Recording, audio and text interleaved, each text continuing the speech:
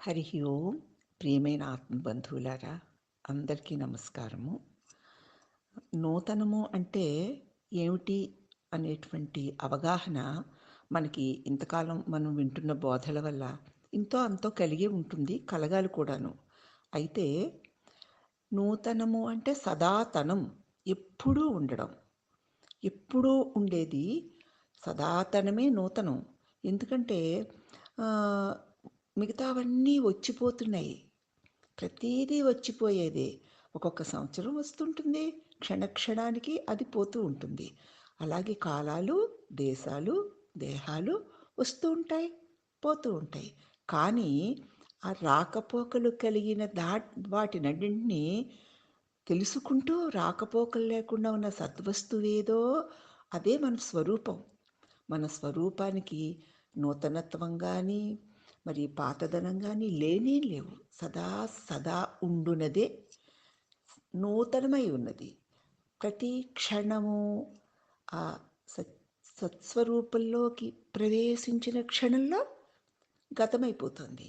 కానీ గతము మరి నూతనము అన్నవి లేని సదా ఉన్న నీ తెలివి స్వరూపమే నూతనం.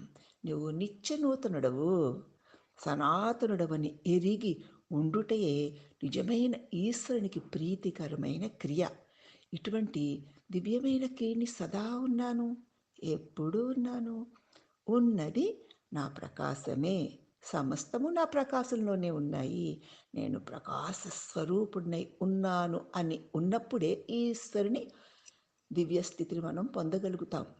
కాబట్టి మనం ఉన్నామని ఎవరు మనకి చెప్పక్కర్లేదు కదా. ఎవరు మనకి మనం ఉన్నామన్న మన లక్షణాన్ని ఎవ్వరూ మనకి ఇవ్వలేదు కదా. అది మన స్వభావం, అది మన స్వరూపం.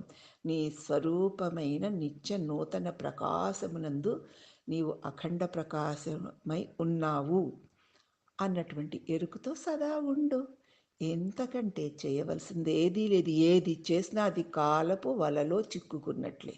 కాబట్టి కాలపు ప్రవాహంలో చిక్కుకోకుండా సదా సదా ఉన్న సచితానంద స్వరూపమై మనందరము తేజరిల్లుదుముగాక. అఖండ ప్రకాశమైన పరమేశ్వరుడే నీ స్వరూపమై ఉన్నాడు. పరమేశ్వరుడు సదా ఉండువాడు గనుక సదాశివుడు. మరి నా ప్రకాశం అతడే కాబట్టి నేను సదాశివుడనే అయి ఉన్నాను అని ఉండండి. ఉండాలి అంతే. నూతనము లేదు, మరి పాతదనము లేదు.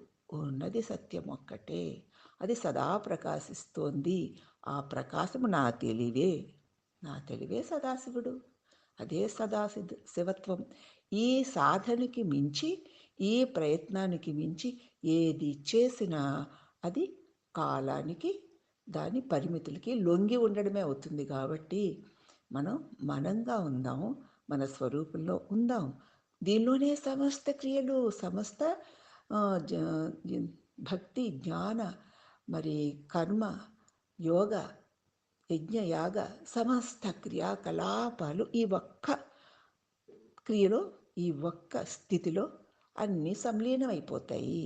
కాబట్టి నేను సదా ఉన్నాను, సదా శివుడనే ఉన్నాను అన్న ఒక్క భావనని సదా కలిగి ఉంటే చాలు.